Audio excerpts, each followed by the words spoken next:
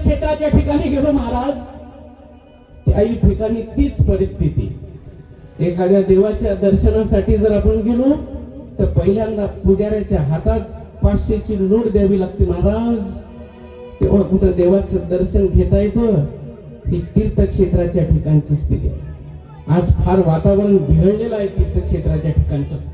बघा उदाहरण आपल्या डोळ्यापुढे. तुम्ही गेले असाल तीर्थक्षेत्राच्या ठिकाणी, देवाचं दर्शन जर घ्यायचं असेल तर 500,000 रुपये पुजाऱ्याच्या हातात दिले की सरळ देवाच्या जवळ जाता येतं. आणि इकडे 15-20 तास पर्यंत लोक त्या दर्शन बारीमध्ये उभे असतात.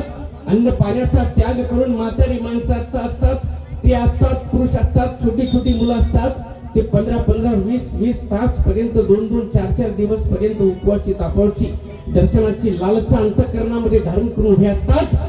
आणि इकडे 500,000 पुजाऱ्याच्या हातात दिले की सरळ देवाच्या जवळ जाता येतं. म्हणून तीर्थक्षेत्राच्या ठिकाणची स्थिती कशी आहे फार सुंदर वर्णन करतात महाराज. पुण्यक्षेत्रे झाली व्यापाराचे खान, पुण्यक्षेत्रे झाली व्यापाराचे खान, जरा माझे मन शतनवे, जरा माझे मन शतनवे,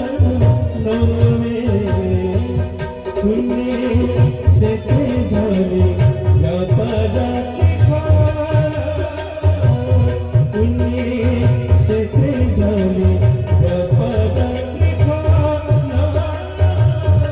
पुण्यक्षेत्रे झाली व्यापाराचे खान,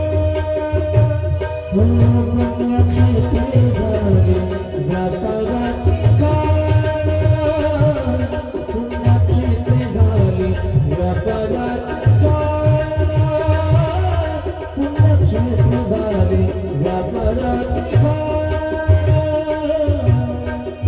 भोळ्या भाविकासी बहु त्रास देते, भोळ्या भाविकासी बहु त्रास देते, भोळ्या भाविकासी बहु त्रास देते, पूजाराने माती, पूजाराने माती भ्रष्ट गेली, पुण्यक्षेत्रे झाली व्यापाराचे खान, पुण्यक्षेत्रे झाली व्यापाराचे खान,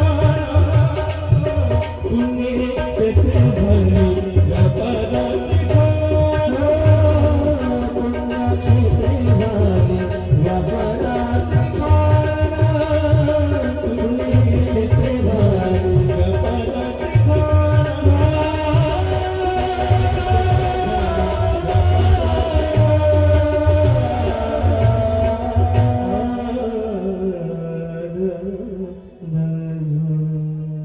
पुण्यक्षेत्र झाले व्यापाराची खान. धंदा चालू आहे बरं का, सगळीकडे धंदा चालू आहे. ही तीर्थक्षेत्राच्या ठिकाणची स्थिती आहे.